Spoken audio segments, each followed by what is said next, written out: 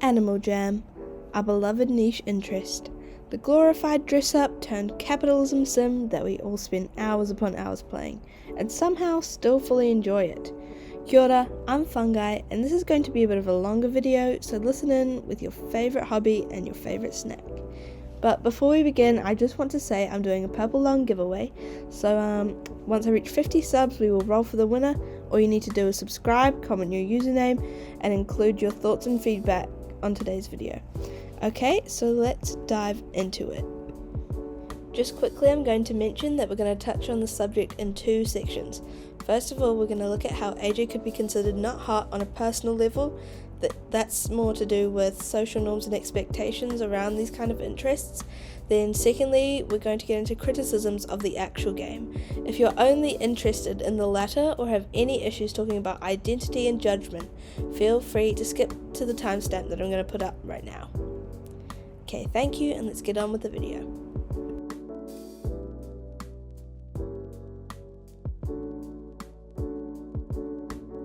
It's no secret that Animal Jam is not the most popular online space.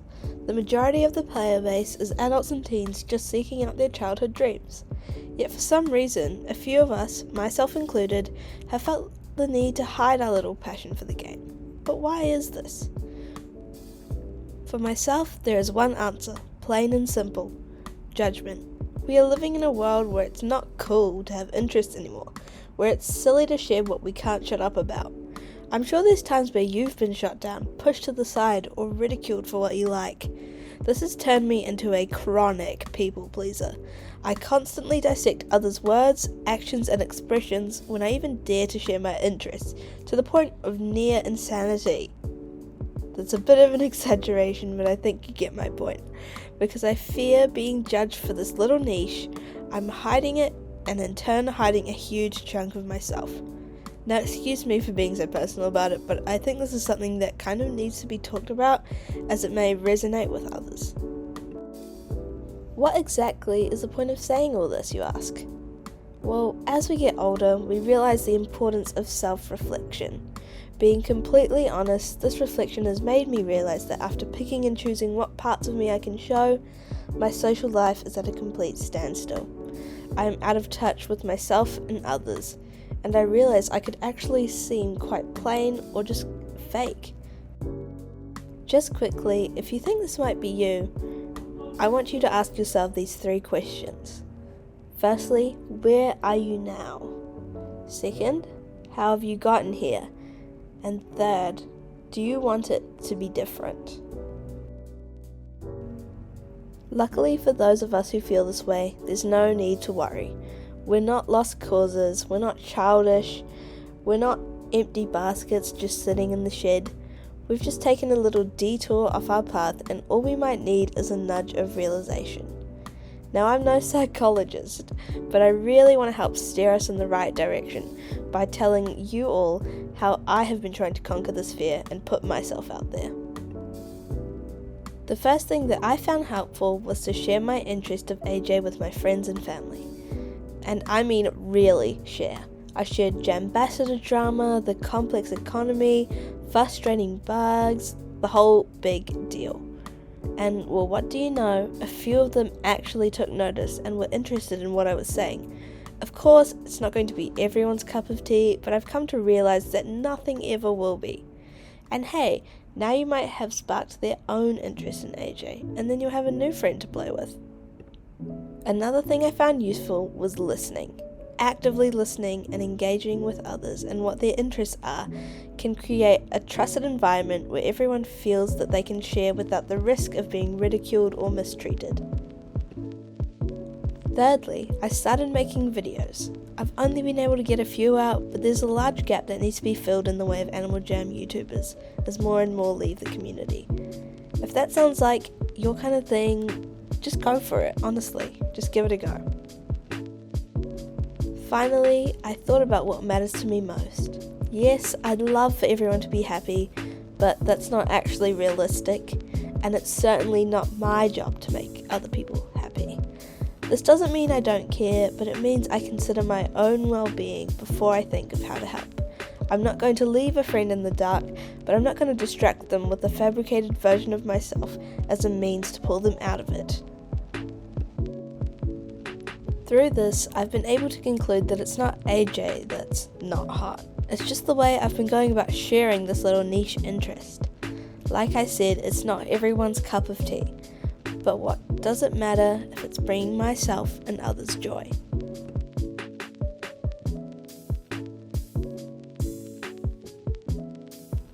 Okay, definitely onto the more lighthearted stuff now, but what exactly is deterring people from the game and what can we do about it?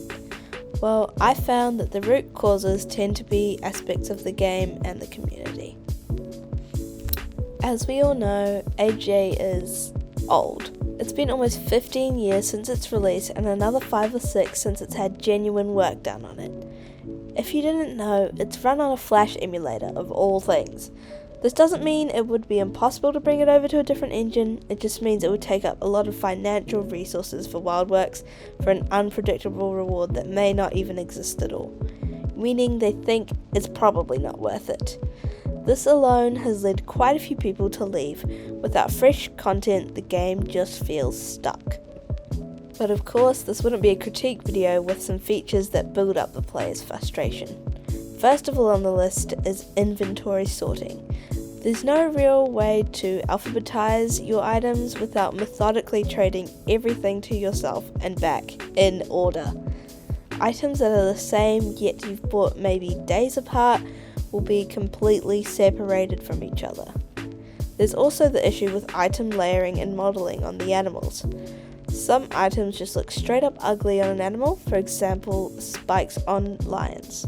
On top of that, the items that seem to have been altered from other items, such as the holiday sweater and knitted sweater, will show elements from the original model.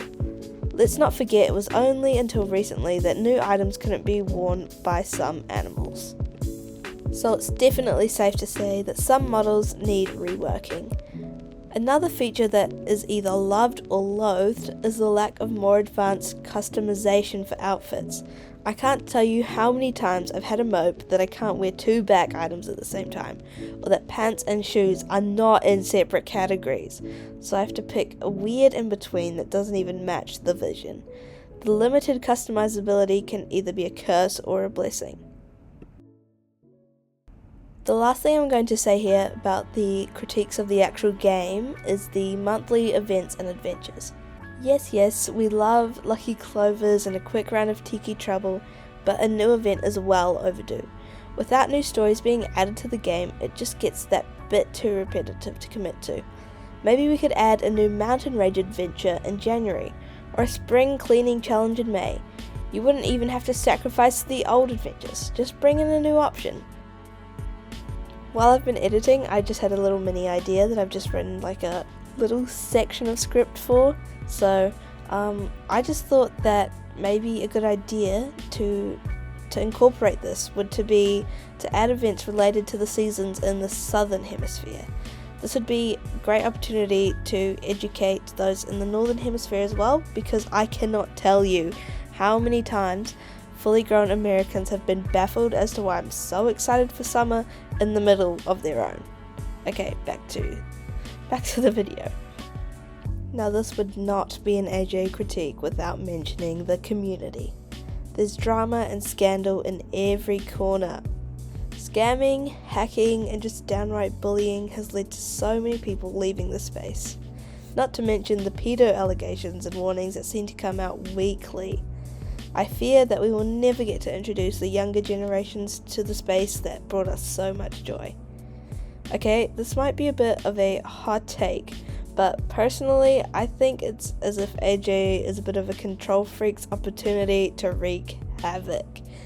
Hoarding items, buying adventures, monopolizing on other people's goals for their own benefit. I can't imagine doing that to anyone and feeling so proud of myself. Like, woohoo, you ruined it for everyone? Yeah, wow, the greatest, I guess. This is not me saying it's not okay to collect one of each item or a few of the same item, but like when it's at the point where you have thousands or hundreds stowed away, yeah, that's pretty scummy.